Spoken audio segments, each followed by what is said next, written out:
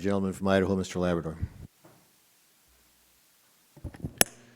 Good morning, or Madam Secretary, still morning. It's great to see you again, and thank you for coming out to Idaho and visiting with us. As you know, in the past 8 of the past 10 years, the Forest Service has exceeded its budget for wildfire suppression, required the agency to borrow from other parts of its budget to cover wildfire suppression costs.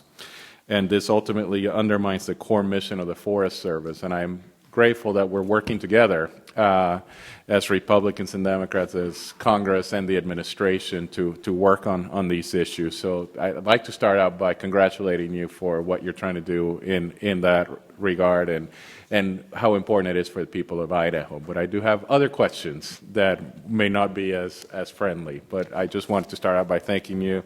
I'm pleased that the President's budget has included the mechanism that will more effectively manage wildfire suppression funds and help Idaho and allow for better forest management to prevent future wildfires without any spending increases.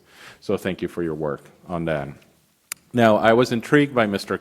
Costa a little bit earlier by some of the questions. Mr. Costa highlighted that the man-made drought in California and how it is affecting the rest of the country's economy because of an ESA listing. In this case and in many others, it seems like we're willing to prioritize the conservation or the an endangered species over the well-being of the people. You and I disagree on the science here, but let's just assume for a second that you're right about the science, that you know, the delta smelt is it's about to become extinct. I watched the movie Noah last night, and one of the things in the movie Noah was, you know, inside joke, but in the ark there were several species that went extinct. For example, the dodo bird was in the ark. The world didn't change when the dodo bird went extinct.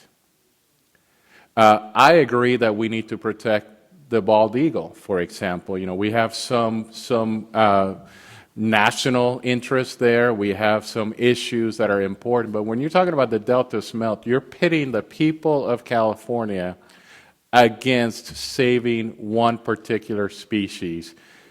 We're not even sure that the science is correct, but even assuming that the science is correct, should be rethinking what the ESA is about, and should we be taking into consideration the effect and the impact that it has on the economy, on humans, on the environment, on all those things? Good.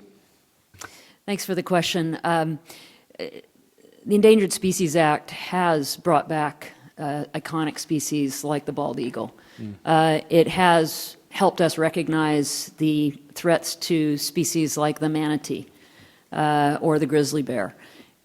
We think about individual species, but what the Endangered Species Act has really done for us is help us understand how our ecosystems are linked together.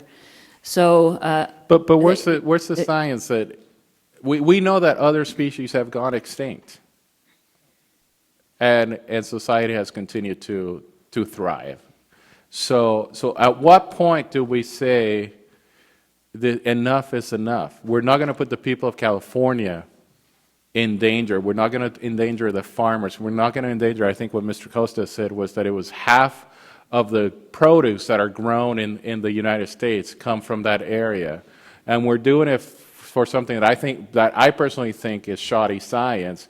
But second, even if we assume that it's not shoddy science, it's something that we have that is actually affecting all of society just because of one particular species. Well, go ahead, Mike. Yeah.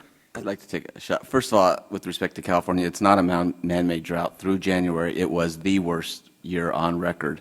And it's only, maybe it's now the second or third worst year on record because of recent precipitation.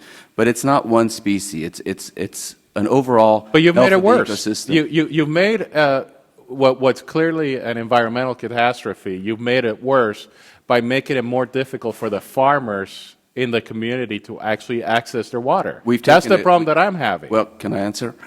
We've taken aggressive actions to provide more water than we otherwise would under the biological opinions. But part of this, we're protecting a number of salmon species here. So when you say the act is impacting people, we're also protecting a species that people make their livelihoods on and also feed this country with. They're important too.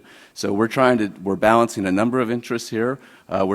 We have an obligation to continue, not just to use the best science to form the biological opinions. You're exactly right. We need to keep improving the data, improving the analysis, using the tools. But my question is, should we improve the ESA? Is there something that we should do in Congress here? Because if you look at the opinion of the Ninth Circuit, they relied on the congressional prerogative. They said the Congress said let's do X, so there's nothing we can do. So should we change the ESA to make sure that we actually take better care of the issues that are happening on the ground, like in California? The ESA allows a lot of tools for flexibility and regulatory certainty, and we need to use all of those tools these days. I'm not sure. So your answer is we don't need to change the ESA in any way?